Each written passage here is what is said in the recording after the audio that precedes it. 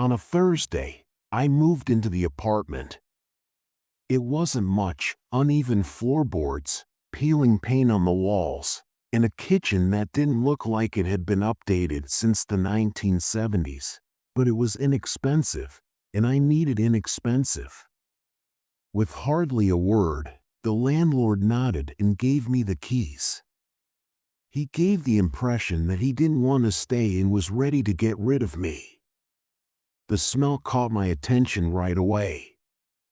It was present but not overbearing. It smelled musty and damp, like weather-beaten wood. I dismissed it. Sometimes the fragrance of old buildings is like that.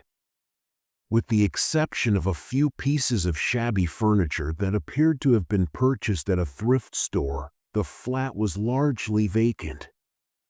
There was a mirror in the corridor. It had a solid gold frame with elaborate carvings around the edges, and it was tall, perhaps 6 feet. The window was foggy and covered in fingerprints and dust. The reflection made me uncomfortable, but I wasn't sure why. It seemed as though it had no place there. I was just being paranoid, I assured myself. It is hard to move, and this was my first time doing it alone. At first, it was inevitable that everything would seem weird. The flat was unnaturally silent the first night. The sort of silence that gives you the impression that someone is watching you. I had trouble falling asleep. My flesh crawled with every floorboard squeak. I made the decision to clean the following morning. I started by tackling the mirror. I got some glass cleaner and an old rag and began to scrub. I noticed my mirror looking back at me as I cleaned the dirt away. There was something off about it. It didn't look like me, and I'm not sure how to describe that. Not precisely. The eyes felt different, but the motions were the same. I waved my hand, and the reflection waved back. As if they were too concentrated, too conscious. After shaking it off, I completed cleaning. The mirror appeared to be just another mirror by the time it was completely clean. Just a glass fragment in an ornate frame. I couldn't quit thinking about it that night. I told myself that I was just startled by being in a strange environment and that I was just seeing things. I could feel it, though, when I climbed into bed and turned out the lights, the mirror. It seemed to be observing me.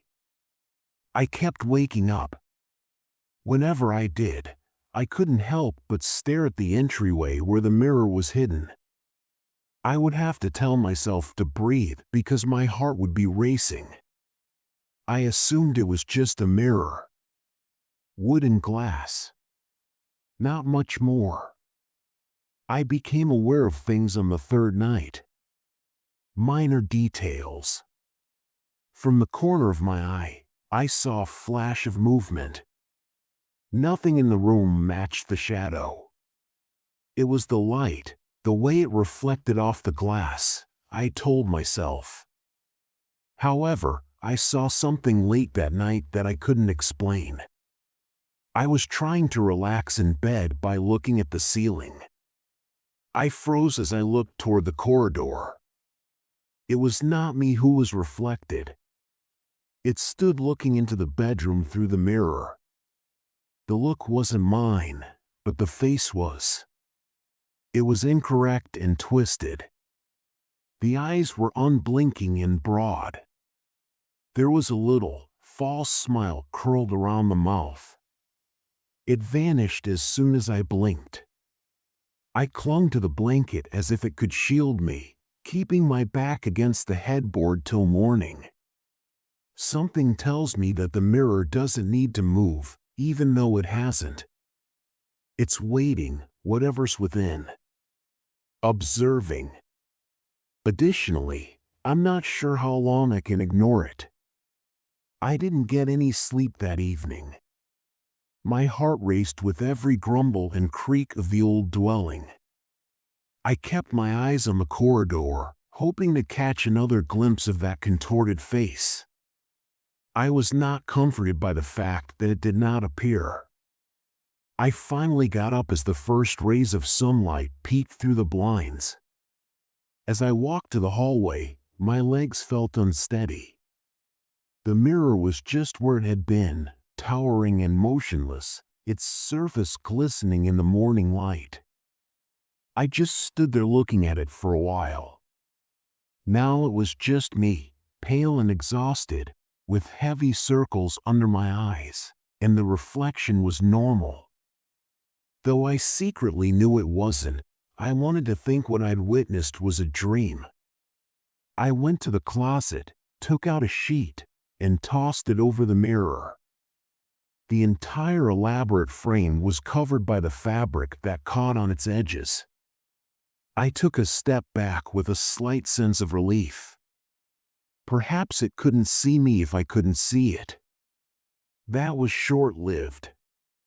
I was unable to concentrate on anything for the remainder of the day. I attempted to unpack further boxes, but I sensed that each time I passed the hallway. Despite being concealed beneath the duvet, the mirror remained. It seemed as though the air surrounding it was thicker, but I was unable to describe it. I was nervous by the time nightfall arrived.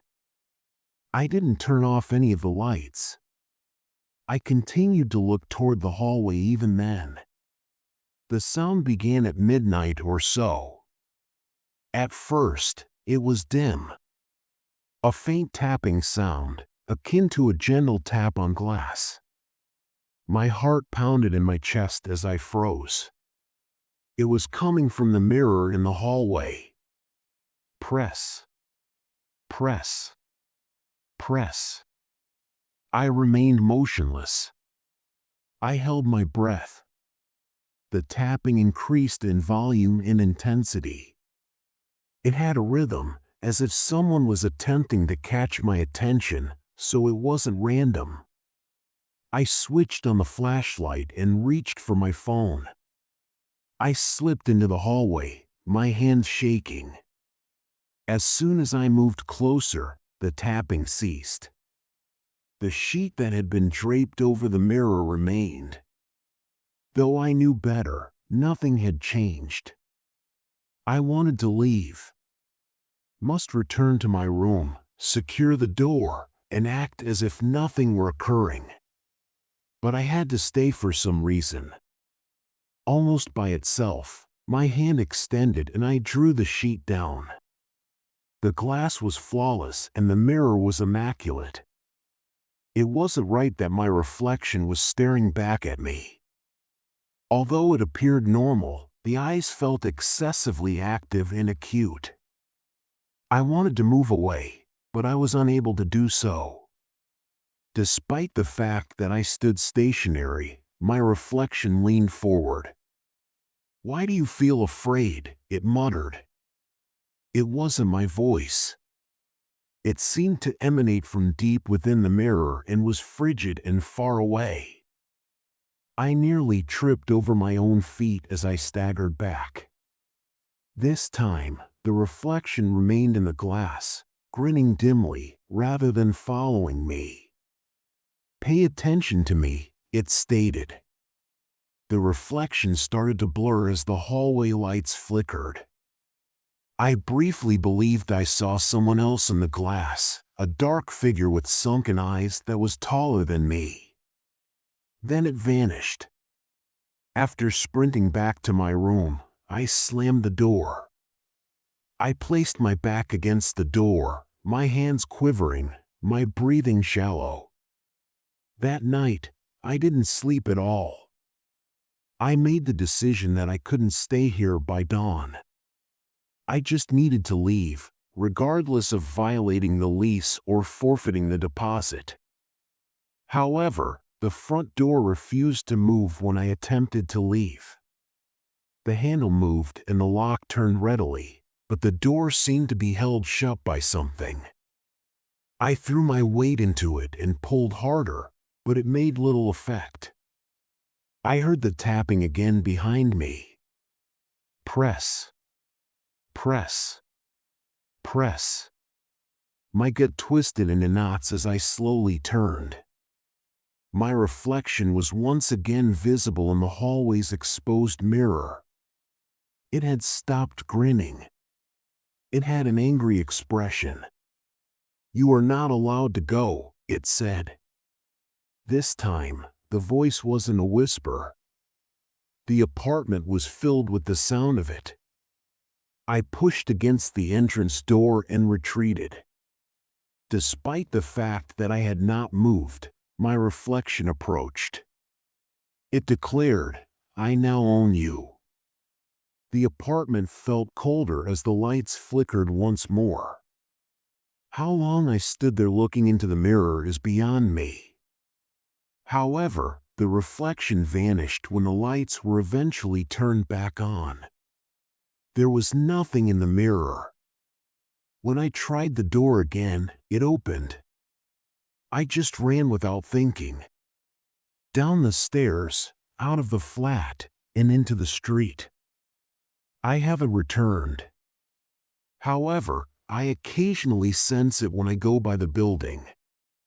There's still the mirror waiting. And occasionally, I believe it is observing me. After that, I was at a loss for what to do. Even though I had left the flat, I didn't feel as though I had made it out. It was peaceful the first few evenings at my friend Taylor's house. I reassured myself that everything would be all right when I slept on the couch while the TV was playing in the background. However, it wasn't good. I had just mentioned to Taylor that I needed a place to rest and that the apartment made me uneasy. I liked that she didn't ask any questions. However, I couldn't continue to act as though nothing was amiss. 3 nights later, the first sign appeared. At 3 a.m., I woke up in a cold sweat. A late-night ad was still playing on the TV, but it was muted. With my heart pounding, I looked around the room before spotting it. My own reflection. I could see my reflection in the glass of the wide window behind Taylor's couch in the dim light from the streetlights outside. It wasn't just mine, though. There was something else, right behind me. Staring at me through the glass were the identical empty eyes of the dark figure I had seen in the mirror. I turned quickly, but nothing was there. I glanced at the empty room, breathing in short, shallow gasps. The figure was gone when I looked back out the window. I spent the remainder of the night awake. Taylor saw the bags under my eyes the following morning. When she handed me a cup of coffee, she remarked, "You look like hell. Are you sure you're all right?" I wanted to share everything with her, but how would I begin? "Yes," I muttered. I simply couldn't sleep. She looked at me, but she didn't press the issue. I made an effort to be busy that day. I took a stroll, looked through apartment listings, and even assisted Taylor with some errands. However, I couldn't get rid of the sensation that I was being watched no matter what I did. My nerves were shot by the time the sun went down. I went to bed early and told Taylor that I wasn't feeling well, believing that if I just closed my eyes and waited, sleep would come. It didn't. I heard it again at midnight. Press. Press. Press. My eyes snapped open as I froze. This time the noise was coming from the window. I slowly sat up, my heart thumping painfully. The tapping persisted, steady and purposeful, even after the curtains were drawn. I was unwilling to look. I didn't wish to find out. Nevertheless, something drew me to the window. With a shaking hand, I extended my hand and drew aside the curtain.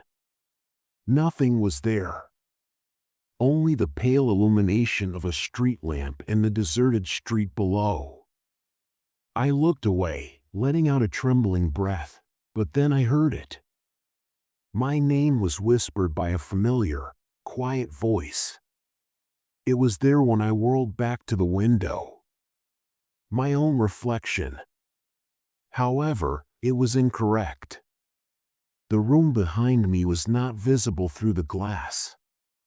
Rather, it displayed my former apartment's hallway. The mirror. My reflection was grinning once more. "You are unable to run," it said.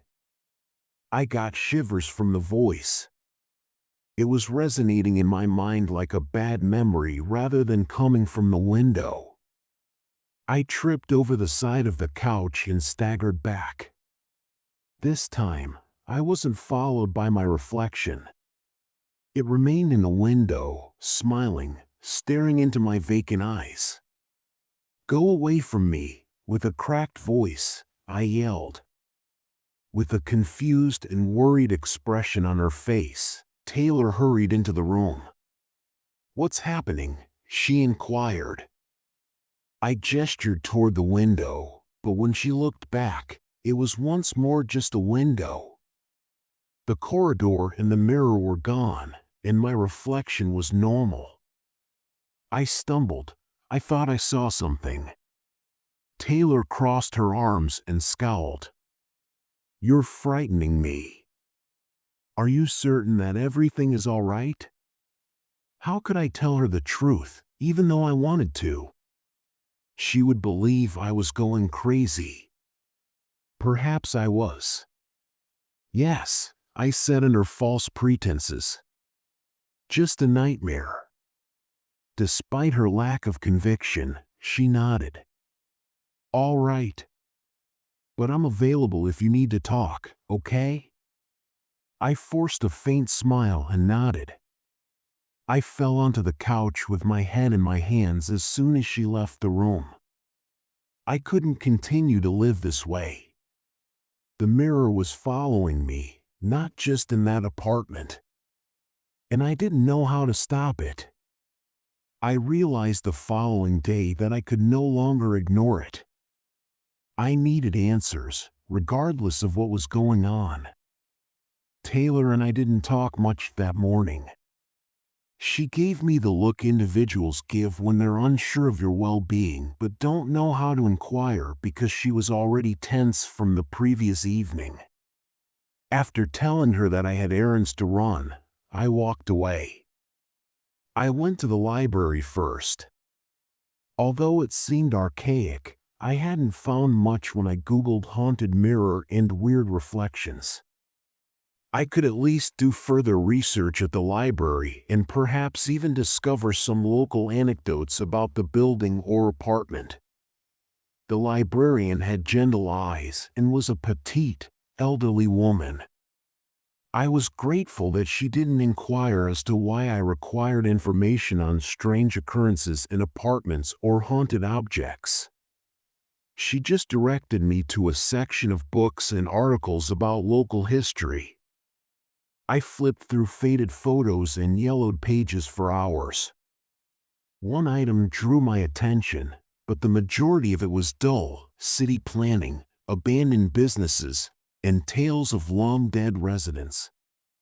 It concerned a man named Richard Ames and was from the 1970s. He had resided in the same apartment with the mirror that I formerly occupied. "Mysterious disappearance leaves more questions than answers" was the headline. The narrative described how Richard Ames had disappeared into thin air. Late at night, neighbors claimed to have heard odd sounds emanating from his apartment, including tapping on the walls, whispers, and laughter. A week later, the landlord discovered the apartment deserted, save for a huge gold-framed mirror that had been left in the hallway. The mirror followed the description completely. My pulse was pounding as I reclined in my chair. Although the report provided no explanation for Richard's disappearance or what happened to him, it felt like confirmation.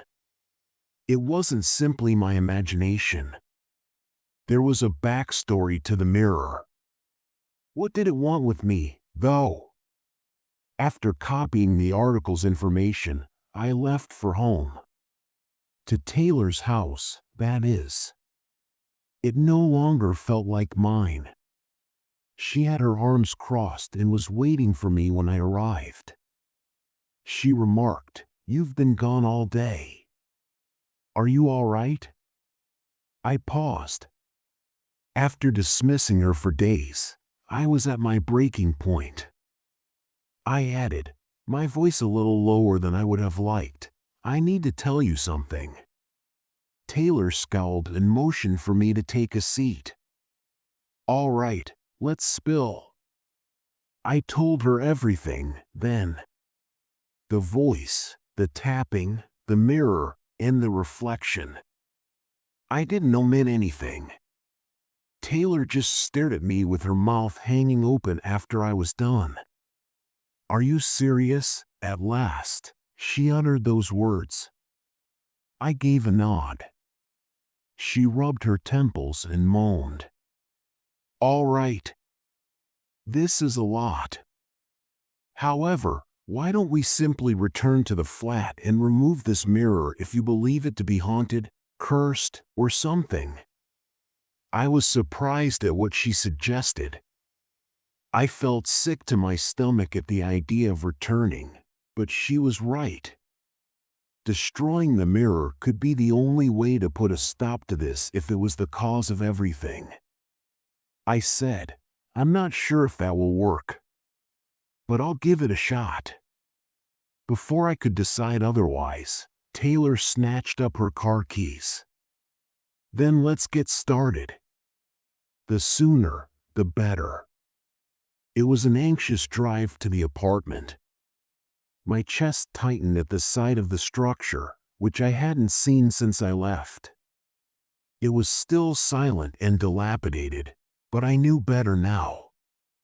I used the spare key. I still had to unlock the door after we ascended the stairs. The musty scent hit me instantly, and the air within was stagnant. The gold frame of the mirror caught the dim light from the window, and it was in the hallway just where I had left it. Taylor approached it and examined it as if it were a piece of furniture. "Is this it?" she inquired. I took a couple steps back and nodded. She gave the glass a tap. "I don't think it looks that scary." The reflection changed before I could reply. Taylor's hand remained on the glass as she froze. Even though she wasn't moving, her reflection turned to face her. She took a step back and murmured, "What the hell?" She was not imitated by the reflection. Rather, it grinned, a big, strange smile that didn't belong on her face. "Taylor, leave it alone," I shouted. However, it was too late. My teeth began to ache as the mirror began to hum, a deep, vibrating sound. The room seemed to be sinking in on itself, and the air around us felt thick. "Can you see that?" Taylor yelled as he retreated. I witnessed it. The reflection extended out as the mirror's surface rippled like waves. From within, a hand, Taylor's hand, but not Taylor's, pressed against the glass, its fingers curving as though they were trying to pierce it. "Go!" I grabbed her arm and pulled her in the direction of the door while I yelled. The distorted reflection of Taylor watched us with that same twisted grin while the hum of the mirror became louder, nearly deafening. It wasn't until we were outside, struggling to breathe, that we stopped running. "What on earth was that?" Taylor's face went white as she gasped. "I'm not sure," I responded, trembling. However, I believe it desires more than a simple reflection. We didn't say anything for a while. Our heads were racing, so we just sat on the curb outside the building to regain our breath. It was Taylor who broke the stillness first. "Now what do we do?" she inquired. Even though her voice was tremulous, it had a biting edge and demanded answers that I didn't have. "I'm not sure," I said. "However, we can't stop there. It's risky. You saw it, after all. It's more than just a spooky trick. It's alive," she concluded for me, or nearly so. The weight of what we had witnessed pressed down on us as we sat there for a little while longer. It wasn't just a haunting mirror. It displayed more than just odd reflections. I was unable to describe it. It was something else. "We ought to demolish it," Taylor declared at last. Her final and weighty words lingered in the air. It seemed sensible to destroy it, but the idea of returning there and confronting that monstrosity once more made my stomach turn. "What happens if it fails?" I inquired. "What if it becomes worse when you break it?" Taylor looked at me sternly. "Worse than it is now?" It attempted to draw me in. I refused to let it languish and wait for someone else to discover it. She was correct. I couldn't leave that mirror for someone else to find, no matter how much I wanted to flee and never think about it again. "All right," I replied. "However, we must approach it strategically. We must ensure that it is permanently destroyed if we are going to do so." Taylor's jaw was fixed as she nodded. "We should do it this evening, before we become nervous." As we worked out our plan, the hours passed slowly. To smash the mirror apart, we would bring hammers, a crowbar, and anything else we could find.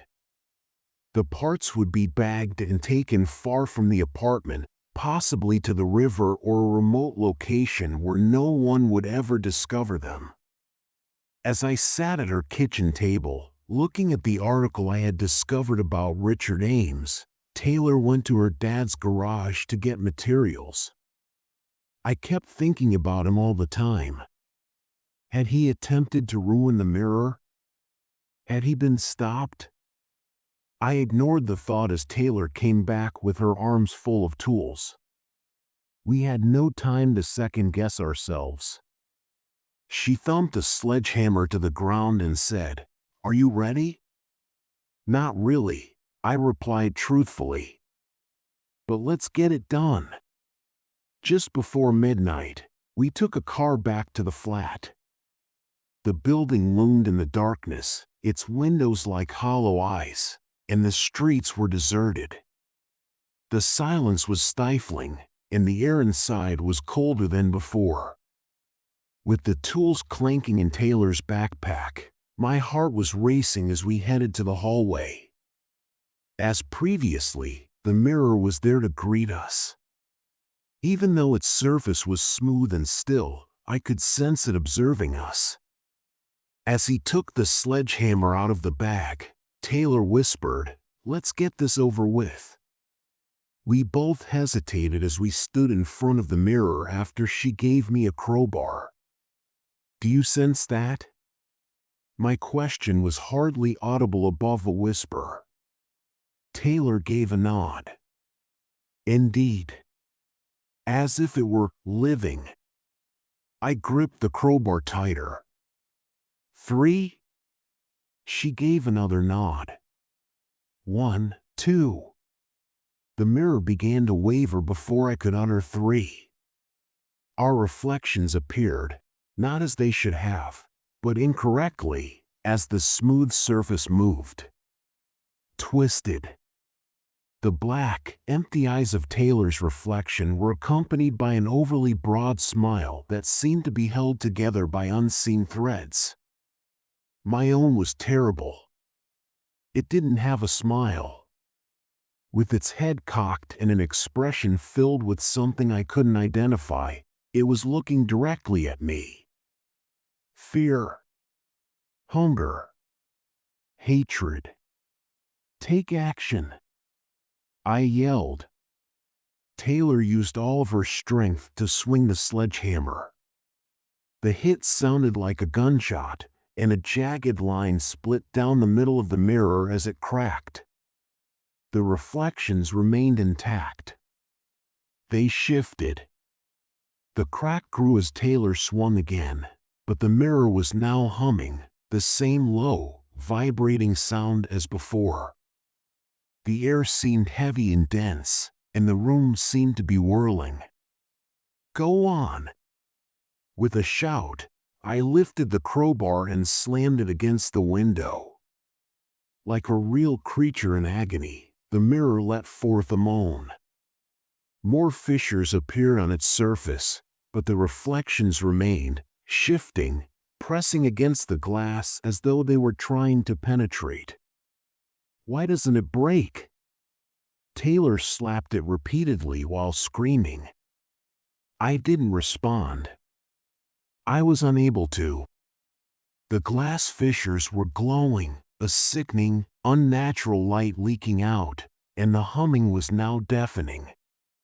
The mirror then let out a shriek.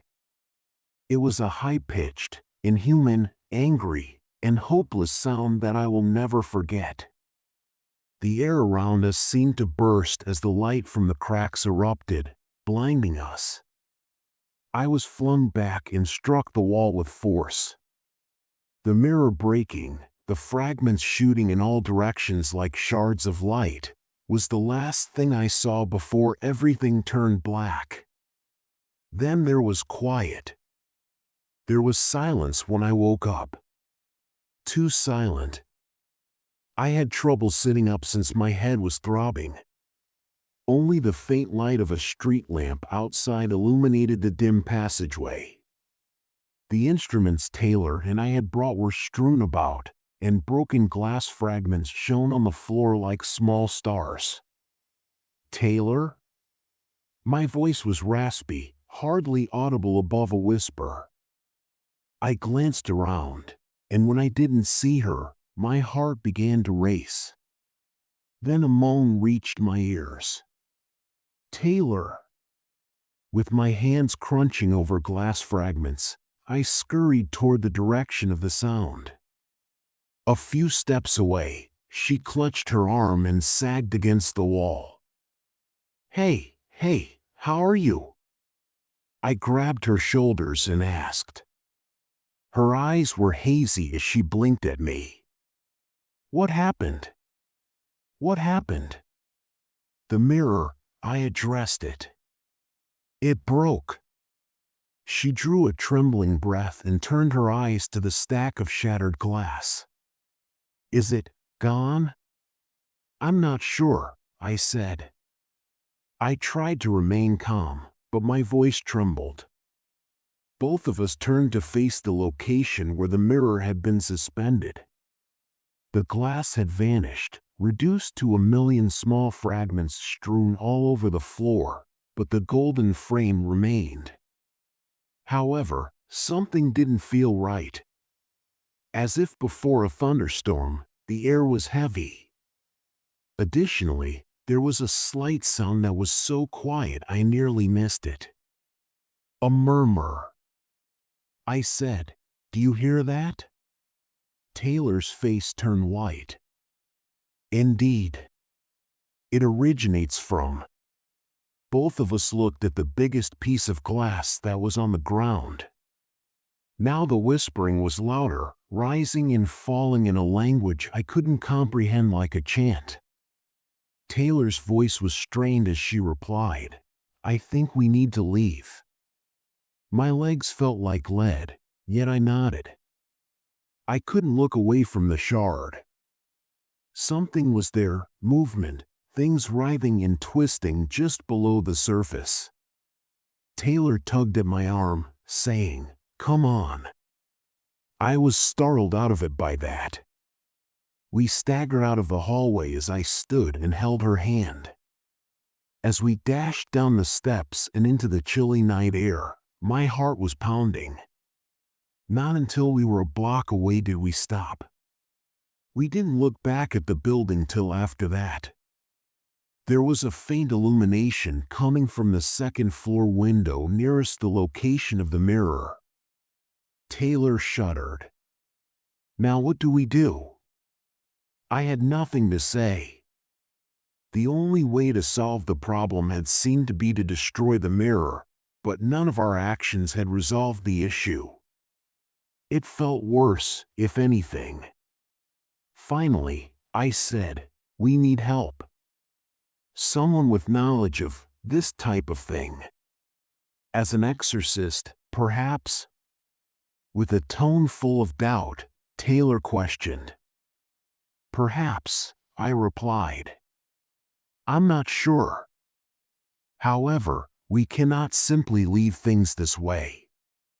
With a sigh, Taylor massaged her face. "All right. Not tonight, though. I am unable to, I just can't." I gave a nod. I didn't hold her accountable. My head was a complete mess, and my entire body hurt. After returning to her car, we sat quietly for a while, attempting to comprehend what had transpired. However, I couldn't get rid of the sensation that we weren't alone as we sat there. I spent the night at Taylor's house. Neither of us got any sleep. With the lights on, we sat in her living room, giggling at every shadow and creak. My phone buzzed at 3 in the morning. The notification that appeared on the screen said, "Missed call, unknown." A beat skipped in my chest. "Who is it?" With a cautious tone, Taylor inquired. I didn't respond. As I checked my voicemail and opened the phone, my hands were shaking. A fresh message appeared. I took a big breath and hit play. Initially, there was just static. Then I heard it, faintly.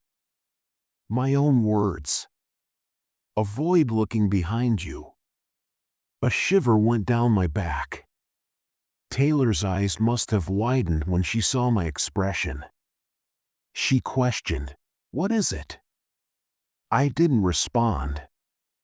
I was unable to. Since I sensed it. I had something behind me. I didn't look back. Nor do I believe I ever will. Peter's fingers clutched the torn mechanical manual from the 1970s, and the air between the pages patted the close. Another miss, another book. The faint sound rippled between the inexpensive pressboard shelves covered in black powder-coated steel, echoing ever so slightly throughout the library. A woman with bespectacles and frizzy, graying hair tied up in a sloppy bob scowled at him from the door. Although he had never really cared to introduce himself, he was a frequent visitor. Furthermore, he wasn't actually present for the books. He smiled mischievously and put the book back on the shelf. He would return for another shelf check the next time. The fact that he had never checked anything out or sat down to read might have raised doubts in her mind, but he didn't care. He had spent almost every day there lately, searching through almost every shelf, to the point where it was getting old. Maybe, after all, it was time to go somewhere else. As he turned on his heels and headed for the exit, his sneakers scraped across the polished concrete flooring. He was walking into the earthy notes of espresso that permeated the air from the small cafe at the entrance. Like every coffee shop, Some patrons sipped their lattes while reading a book they had just taken off the shelves, while aspiring writers labored on their laptops covered in stickers, working on something that probably few people would actually care about. Time slowed to a standstill in this mental warehouse as people bustled by outside the windows, cars a mere blur. His senses shifted to everything around him as he pushed open the doors to the outside world again. The crunching of car tires on the asphalt and their droning engines, the smell of car exhaust and the sewers below, the whispered conversations of people in the streets, the warmth of the sun peeking between the high-rises buffeting his bare skin. Although he was a tiny part of this place, which was his home, Peter had a slightly different perspective on the world than most. He loved exercising parkour, exploring parks and marinas, and using the city as his own playground. A shop's projecting sign may serve as a swing or aid in pulling him up, or a parked car could be an invitation to verticality. He enjoyed the gratifying rhythm of movement as he skillfully vaulted over walls and seats. He went from a climb up to a quick wall run, climbing the side of a brick fountain to briefly rest on its edge, and the sound of his worn Converse hitting the concrete was almost melodic. He also liked to explore the city, looking for abandoned roofs and secret passageways where the city's more subdued, secluded side might be seen. But his favorite spots were rooftops, where he could see the expansive metropolis below from above as people scurried about. A viewpoint completely lost on people below him, the streets and roads were like the circulatory system to a living, vibrant entity. He would stop there, amid the old chimneys and antennae, to take in the cool air and observe the skyline as it glowed in the waning light. Every new location he discovered seemed to be a gift from God, a balance of adventure and peace that only he seemed to be aware of. But lately, his fascination with libraries sprang from an apparently impromptu interest. He liked to gather insects that perished in the spaces between ancient books.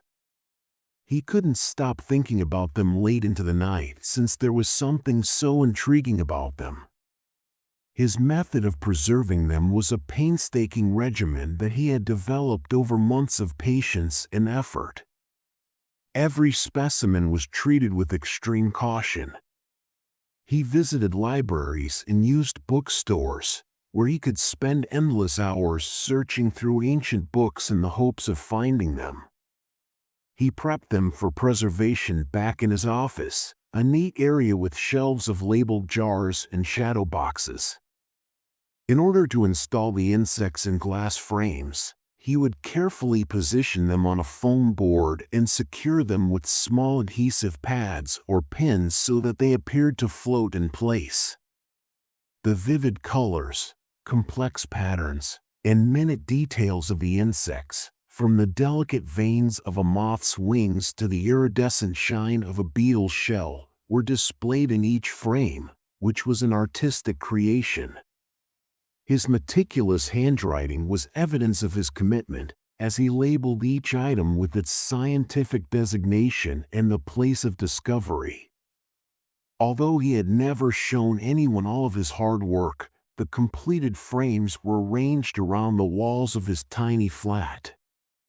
However, this passion and obsession were solely for him and not for anyone else. He had been doing it long enough to start running into problems finding the books he needed because his local library was starting to run low on the kinds of books he would normally locate. He needed something older, something that had been read and put down with a small life snuffed out accidentally or otherwise. There was little use in reading more recent books, even though the odd insect might make its way through the manufacturing process, squeezed and desiccated between the pages of some self-congratulatory autobiography or pseudoscientific self-help book. Particularly remarkable were the vintage ones, which led him to reflect on how the bug got there and the path its life and death had gone before he could categorize and appreciate it. He didn't particularly enjoy the thought of being the only one in a musty old vintage bookstore, but he was scrutinized as he quickly turned each page and felt for the smallest bump between the pages to find his target, staring at him as if he were going to commit a crime. No, they wouldn't comprehend. But there was a spot he loved to visit on his way home. They seemed to care about how they made their coffee, and it wasn't as processed as the garbage at the library. Among the artificial lights, ads, concrete structures, and the disconnected conduct of daily life, it was a place unto itself, not there for convenience. Even better, they possessed an assortment of vintage books. Even though they were more ornamental than functional, Peter always looked through them.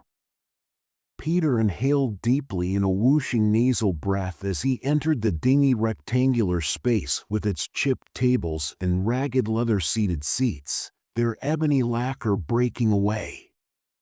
It had a distinct scent that he couldn't locate anywhere else. It was earthy, spicy, and slightly musk-like. A half-smiling tattooed man in a shirt and vest at the bar nodded at him. One side of his hair was shaved short, while the other fell to one side. He had a knotted leather bracelet on one hand and orange spacers that blew up the size of his ears. Vance. Even though he hadn't given a damn about the patrons in the library, he had to talk to Vance in order to place his coffee order. Over the preceding 6 months, they had been acquainted, however briefly, at a distance. During that time, he had been kind enough to give Peter a few new books, one of which even contained a tiny cricket. Normal? Vance let out a grunt. Normal, Peter answered. He nodded, dug under the bar, and took out a circular cup of ivory. He then turned around and tinkled with the espresso machine at the rear. Since that seems to be your kind of thing, there are a couple new books in the back booth. The grounds from the last coffee were tapped out. I'll bring it over, go ahead. Peter strolled by many vacant booths, one of which had an elderly man sitting in it. The man turned languidly and gave him a half smile. It was abnormally quiet, yet it wasn't the busiest place. He carefully positioned the books on the seat in front of him, stacking them neatly on the left side of the table after removing the disorganized stack from the shelf above each seat. He got to work, the leather creaking and squeaking beneath him. He started by reading the names on the spines and throwing some of them away in a different pile that he had already looked over. However, Vance was correct. The majority of these were novel. He began to open them one by one. He had become used to the sensation of distinct paper grains from different eras, and the musty smells that were preserved between the pages told him a story about the book's history. He was shocked to discover that he had found something quickly, this time a cockroach. Someone pushed it in, then quickly closed the lid, and it was an adolescent, probably scooped between the pages in terror. He carefully removed a tiny pouch from the inside of his jacket while observing the faded splatter surrounding it and the way its legs were snapped backwards. He began working with tweezers in his hand and an empty plastic bag on the table. "Did you find what you were looking for?" a voice to his right informed him. Before it came out, it echoed around his throat, deep and thick. Although his accent was heavy, Peter dropped his tweezers due to the abruptness of his call. It was an aged black man with profound facial creases that resembled canyons. He wasn't sure if the smile was kind or predatory, but it was made up of thick lips, and yellow teeth showed through. He had spots of gray beard hair that he had missed shaving and a big pair of fully opaque sunglasses on his face.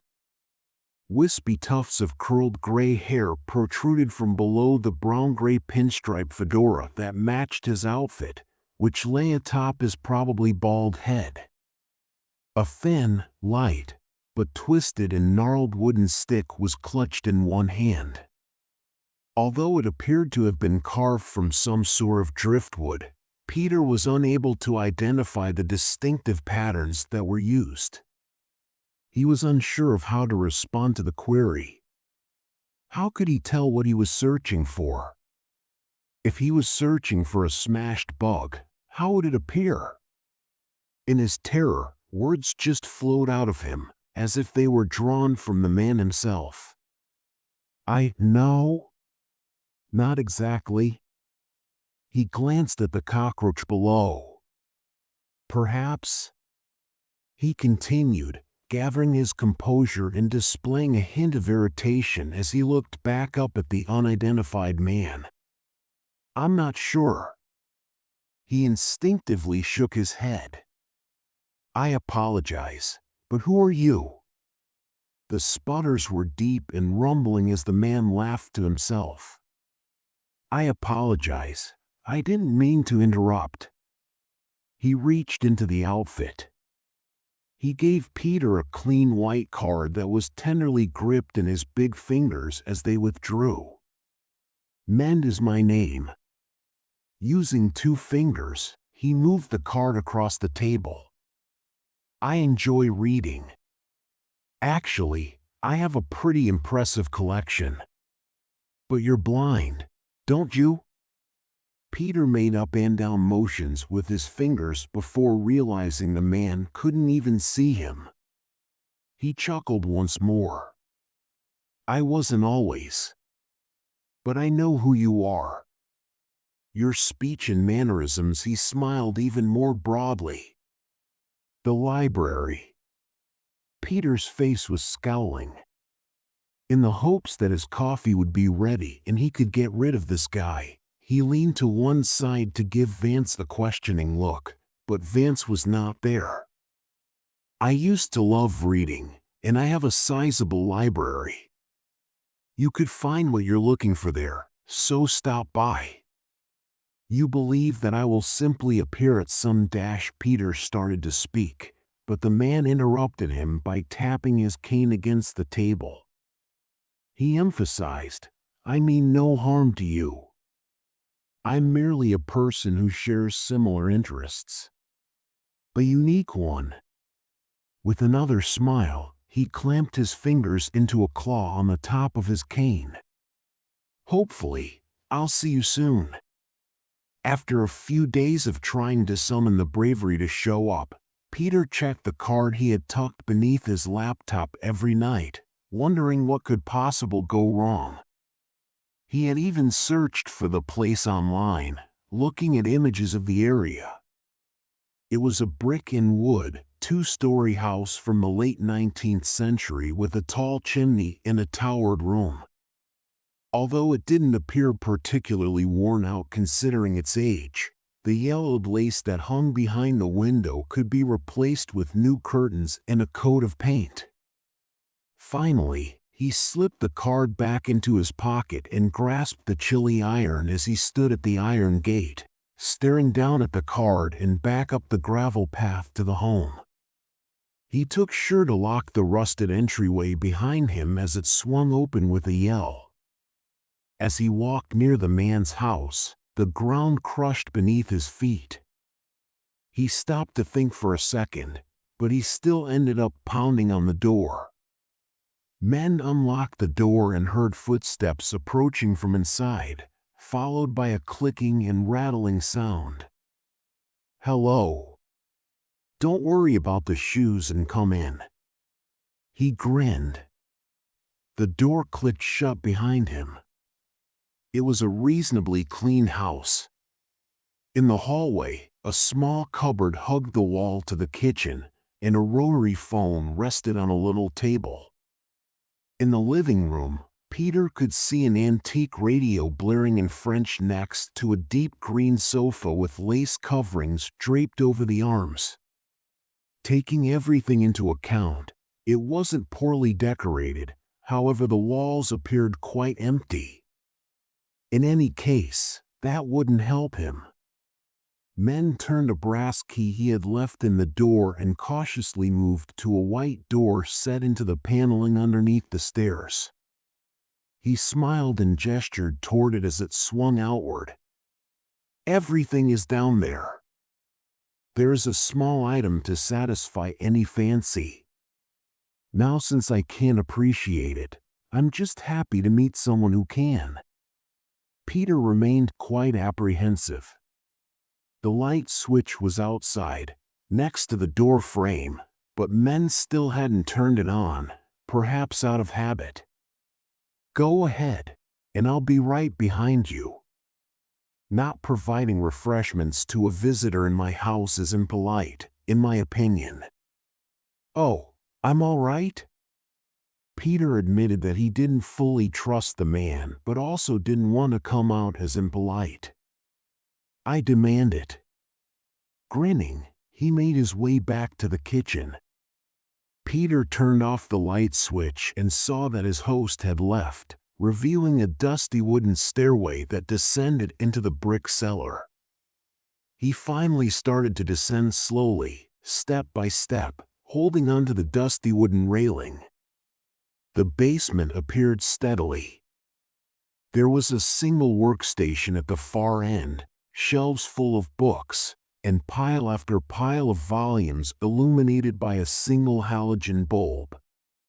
Thick cobwebs ran the length of the room like a fibrous tissue, holding the carapaces of starving spiders to the sandy layer of dust that covered everything. Like the imposing structures of the city, square shadows loomed against the brick in the twilight sky, and Peter pondered how long this place had been unaltered. The basement, a sizable rectangle with a metal pole supporting the roof, was a sterile space that seemed out of keeping with the old manuscripts kept below. He headed to the mahogany desk at the very back of the room since he wasn't sure where to begin. There was a book on top of it out of all the volumes in the basement. He had never seen anything like it. He couldn't keep his eyes off it, so he pushed the chair back, sat down, and carefully raised it. The inscription on the spine was so worn that it appeared to be undamaged. As soon as he turned to the first page, he realized that this was unlike anything else he had ever seen.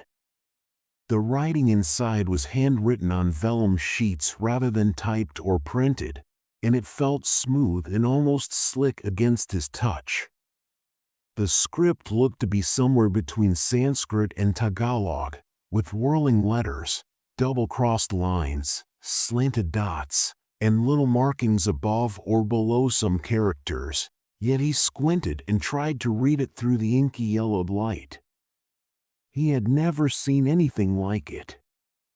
From behind him, a voice asked, "So, do you like my collection?" He recognized it right away as not being manned. Something about the voice sounded like a guttural clicking, a croaking snarl. He spun the chair around while gripping the table with one hand, and even if it wasn't obviously masculine or female, it was enough to make his heart leap out of his throat. He saw a towering figure when he looked up, but the intense light from above was too bright for his eyes to adjust to. The halogen's illumination softened the silhouette of the hooded shape, which was sinuous and gangly. A chilly hand extended toward his shoulder. As the figure moved closer, he sank farther into his seat, paralyzed by terror and unable to gaze through the darkness or turn away. "I understand what you're trying to find." Almost urgently, the hand grabbed and squeezed against his shoulder. They laughed breathily and hissed to themselves, "What am I looking for?" "Our eyes." They raised their other hand. Peter noticed that the figure's hood was reached by long, threatening talons. They took a step to the side and took it off. The light was sufficient to partially illuminate a portion of their face as it scooped around them. They had chitin instead of skin. Thick hairs sprang out of a solid plate of charcoal black armor. All 5 of its eye sockets were concave. They were either pushed in or completely absent, creating a hollow pit. He instantly searched his mind for any species to which this thing might be linked, but he was not familiar with its layout. His survival was more important than how such a monster existed. At that moment, his only concern was getting away. To read my books, I need eyes. You look for books, but you never read them. The hand scooped its fingers around his cheek and reached up to his face. Though not as frigid as he had thought they might be, they felt hard. His eyes grew wide as he frantically gazed down at the visible wrist, devising a strategy for getting away. I feel sorry for you. Before he could try to seize them and throw them aside, they stood up straight. You disregard so much wisdom. But don't think I'm being unjust. They gave a hiss. I'll give you an opportunity. They delicately clutched a brass hourglass from the top of their cloak as they reached into it. You are welcome to leave my library if you are able to do so before I catch you. Your eyes will be mine if not. Additionally, I can hear you and smell you, so don't even try to hide. The mandibles hanging from their face trembled and clackered as they leaned in once more. I taste you in the atmosphere. Already, Peter's heart was pounding rapidly. He didn't even need the advantage. The stairs were right there, but the anxiety was enough to make him perspire. He was covered in darkness when the monster in front of him took off their cloak. The only sound coming from the other side for a little period was the clacking and ticking of their noises, but they quickly threw it away. He squinted through the blinding light to see the far wall with the stairs moving away from him, the wall stretching, and the floor pulling back as the ceiling rose higher and higher. The light continued to shine with the same ferocity as the summer sun, but it was getting farther away. What the fuck? He shouted to himself. His gaze shifted back to the monstrous monster in front of him. They shook a fattened thorax behind them as they lowered themselves onto 3 pairs of legs that culminated in claws for climbing and grabbing. Their head moved from side to side, and each leg had spiked hairs sticking out. The way it was constructed, he knew it would be quick. With each step, the legs could cover a lot of territory, and their length and slenderness belied the muscle that was inside them. The hunt begins when I hear the final grain of sand fall. Ready to start, the creature's claws grasped the timer from the bottom. It started with a spectacular lift and smash back down. Using the chair's wheels to obtain a rolling start, Peter pushed himself off the table and began to run. His gaze swept quickly over the sight before him. The floor was covered with enormous dune-like piles of books, towering bookshelves that stretched as far as he could see, and shelves that continued to sprout out of thin air before falling into a pile with the others. His frantic breathing was drowned out by the sound of pages turning and bookcases toppling all around him. As he passed several bookshelves with leather-bound tomes that were old and gnarled, sprouting out of the earth, a more open path appeared to the left between them. To shave off as much distance as he could, he would need to maintain his straightest posture, but he already knew it would be difficult. A shelf already barred his view of what was ahead, but there was a passage to its right. Careful not to trip over any of the numerous books already strewn across the floor, he sped past it, hooked himself around, and then ran forward, holding out a hand to swing around it. Books clattered to the floor behind him as he rushed past shelf after shelf, the colors of the spines a mere blur. In front of him, a tall, thin shelf was already falling over, tilting to the side, and stacks of paper were flying everywhere. As it crashed into other units, he quickly estimated how long it would take to strike the wall and pushed himself harder, barely avoiding it and sending more to the concrete floor. He could see more shelves rising far up into the roof and bursting open, dumping a torrent of literature, and above that, there was a small open space with a mountain of books. Fuck! With a sigh, he jumped and threw himself at the mound. He scarcely moved as he scrambled, kicking and pulling against shifting volumes. The earth was shifting beneath him with every move he made, and his fumbling and scumbling was not helping him. He made himself more methodical by drawing nearer and lowering his center of gravity. He wisely took his time and pressed down against the hardbacks as he ascended. He moved steadily toward the top, much too slowly considering the creature's impending charge. He briefly glanced in the direction of what appeared to be a route, but everything was changing and twisting too quickly. It would have already distorted and morphed into something completely different by the time he arrived anywhere. Up was the best way, he thought. Another shelf rose up from behind the pile of books below him. Leaning forward to make a deliberate leap forward, he grabbed the top of the shelf and scrambled up after launching himself forward and landing on his heels to ride down across the hill's surface. The cracking sound made him more afraid, and he could feel the metal beneath him start to give way. It started to fall forward, and he would fall 3 floors to the pavement below if he didn't take quick action. He waited a moment, looking about as fast as he could, and then he leaned just in time to seize another high shelf in front of him. He was far from the top, but that one too started to fall. As the books fell from the wooden shelves, he stopped in his fright, holding on to the metal as tightly as he could. Iron slammed against his cheek as he was suddenly flung against it, but he managed to hang on. It was leaning on another bracket at an angle. Peter attempted to ascend despite the high slope.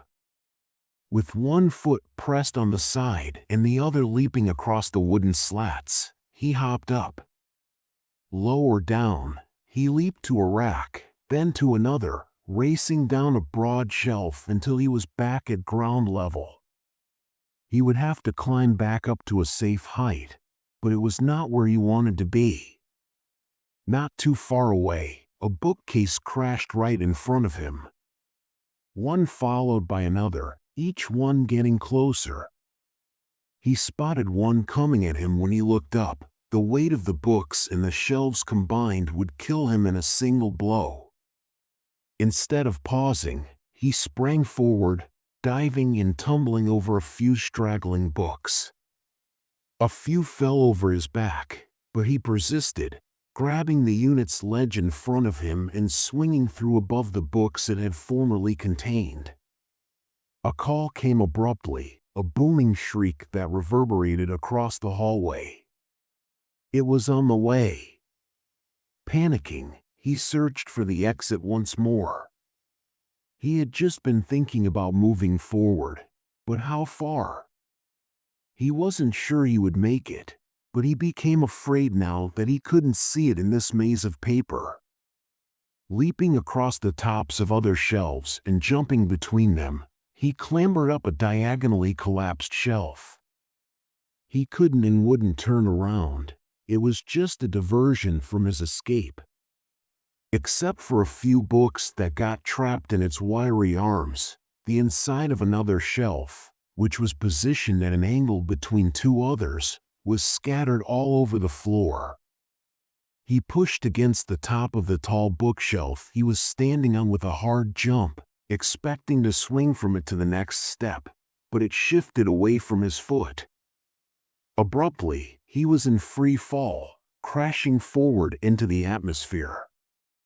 He landed on a stack of paperbacks with a thump and rolled out to release some of the energy from the fall, but it wasn't enough.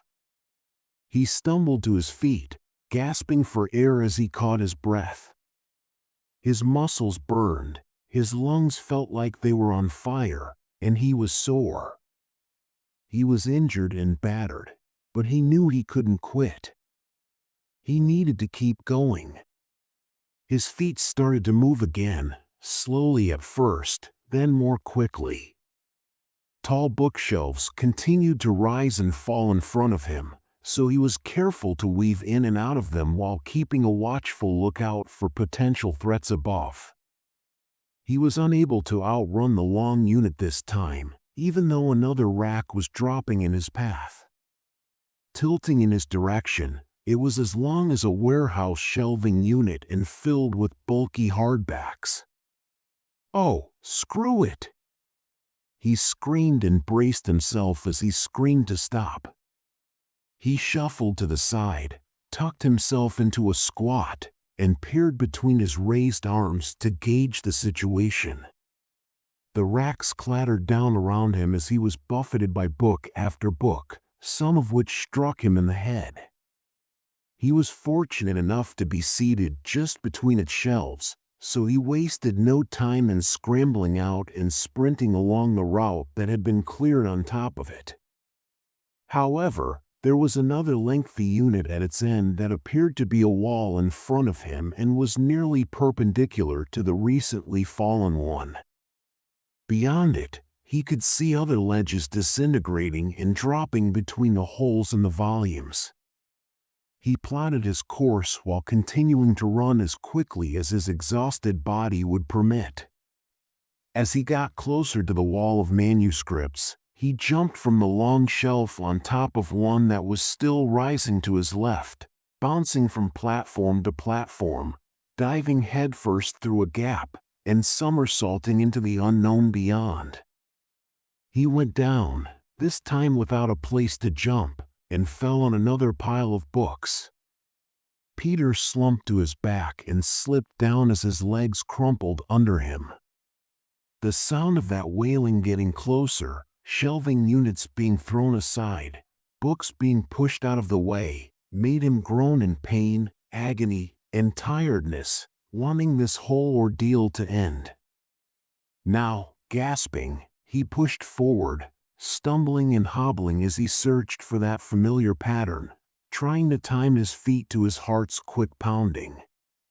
As he navigated another twisting passage, he discovered it was barred and had to ascend each shelf while the beast continued to close in on him.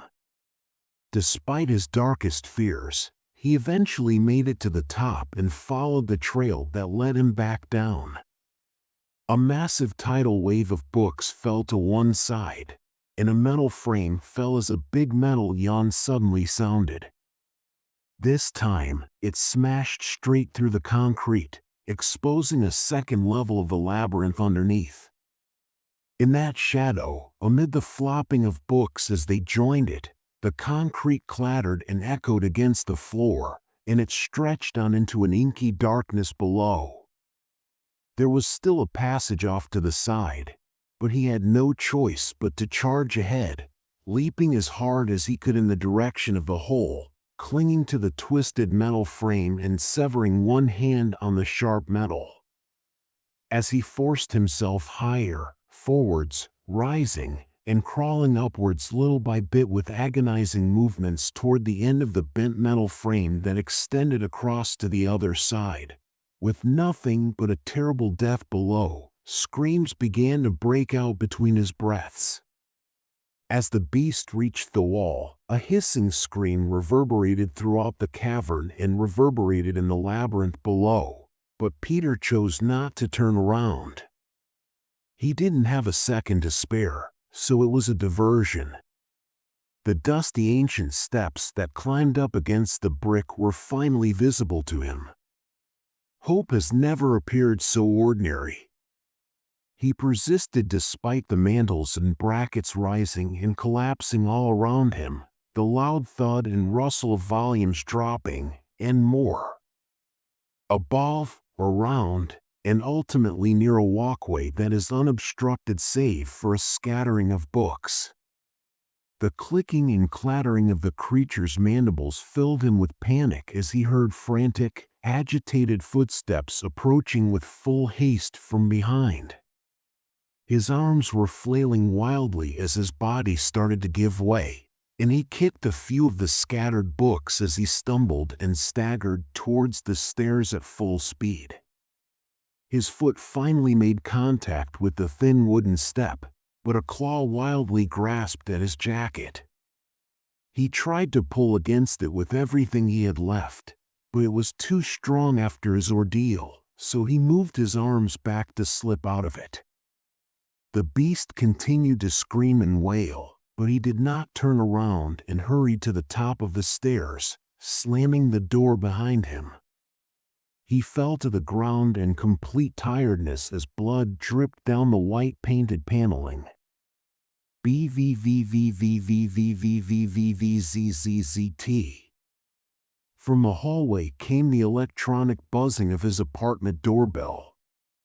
Peter pushed out of bed with a wheeze, pressing a bandaged hand to his aching head. He threw the sheets away and bent forward, putting on a pair of backless slippers and standing up with the weight of his body. With a moan, he put on a gray tank top with blood stains and walked past the kitchen to his door, where he could see through the foggy peephole. The top of a box was visible at the bottom of the fisheye picture beyond, but no one else was present. Curious, he used his good hand to remove the sleep from his eyes and slid open the chain and turned the lock. He looked left and right into the transitional hallway to see who might have been there. He had no idea what time it was, but sure enough, they had brought a little cardboard box that was unmarked. He picked it up with one hand, carried it back to the kitchen, and idly opened a drawer to retrieve a knife. He cut the brown tape that sealed it carefully. He was too intrigued to stop, even if it smelled a little musty and felt a little grainy to the touch. It was nearly like old times. He looked inside his dimly cool abode and saw bugs, exotic insects of all kinds. It is all dry, level, and preserved. There was a note on top. On a hill, two souls stood together, like one whole from a distance. Below them, concealed by the darkness, was a farmstead that the two shadows could not see. Silently lurking like predators, poised to attack their victim. From a distance, it is barely perceptible that one of the two shadows is holding a single torch to light their surroundings. "Sayura, I don't think we should do this." The two shadows exchanged words. With a loud sigh, the other said, "We have to, Barsik. Do you not remember what they did to us?" "What have they done to you?" cried the shadow. "I understand, but I have no desire to return. I believe that this was over." Barsik thought. "I might be, but you could never be through with this, with what you are," Sayura said with a sly smile. "It was you who informed me that only the dead would witness the conclusion of the conflict." He pleaded, "Sire," but she interrupted him. She tore open her shirt as she said, "Listen, I hate to do this, but you're making me, and I only do this because I love you. Now let me remind you what they've done." He tried to turn away, but she yelled at him to keep his eyes on her nude body. "Now don't dare turn your head away." That's what they took from you, Barsik, and that's what they did to me." As he stood there, staring at her, defenseless against the impending flood of memories, she screamed and pointed to his prosthetic arm. "You're right," he admitted, looking down at the farmland. A part of him that he had attempted to hide deep inside his thoughts was starting to break. His mind suddenly focused on a horrible person he was trying to forget. While hiding once more, Sayura said, "And besides, you promised me we'd do this and you can't back out now." Her friend bemoaned, "You're right again." "Why do you have to be right all the time, Sayura?" His voice was cracking as he said this. With flames flickering in his eyes, he yelled at her, "Sayura, I hate how right you are all the goddamn time." Barsik's visage twisted into the face of a vampiric demon on the edge of starvation-induced insanity, and unquenchable hatred flames flickered in his eyes. When Sayura noticed how her friend had changed, she couldn't help but laugh like a child once more. As she watched him sprint down the hill with the torch in his hand, she joked, "Because someone has to be, don't you think?" He appeared to resemble a falling star from a distance. He soon disappeared completely, vanishing into the night a considerable distance from the homestead, but Sayura was aware of where to locate her friend. Particularly in this condition, she always knew where to look for him. She just needed to follow the yelling. She listened for the yelling as she descended the slope slowly, becoming enthralled with the thought of the cruel punishment Barsik was delivering in her name to those who had mistreated them and those who had wronged her. For as long as she could recall, they were always this way in her mind, one soul divided between two bodies. Since she first met him all those years ago, when he was still a juvenile soldier, things have always been this way for her. They were and will always be a part of the same whole, in her opinion. By the time she arrived at the farmstead, the shrieking had become nearly intolerable. Barsik took his sweet time carrying out their retaliation. To make their pain last longer, he took care to seriously hurt them. As she set out to trample on everyone in her way, Sayura was extremely careful not to tend to any of the dead men who were laying on the ground. An almost intentional scattering of blood, guts, and severed limbs was observed. Barsik built a bloody path for his lone companion to walk, using human feces. By the time she got to him, he was covered in blood and fighting with a sword against an elderly man who was having a hard time keeping his composure against the much younger opponent. The room was filled with the man's wife's constant cries. Sayura knelt before the woman and blew a kiss at Barsik. The elderly man's blade briefly struck his face as he briefly shifted his focus from his opponent to her. It was nearly more offensive than anything else because it only scraped the young warrior's face. He ought not to have done that. To the sobbing woman who didn't even appear to notice her, Sayura made a joke. Barsik barely noticed the pain, pausing briefly to inhale deeply before slicing his blade through his opponent to a cacophony of sobbing, jumbled words. "I suppose he didn't show you enough love, Mommy." The sobbing woman was reprimanded by Sayura, who still didn't appear to notice. "And now he passes away."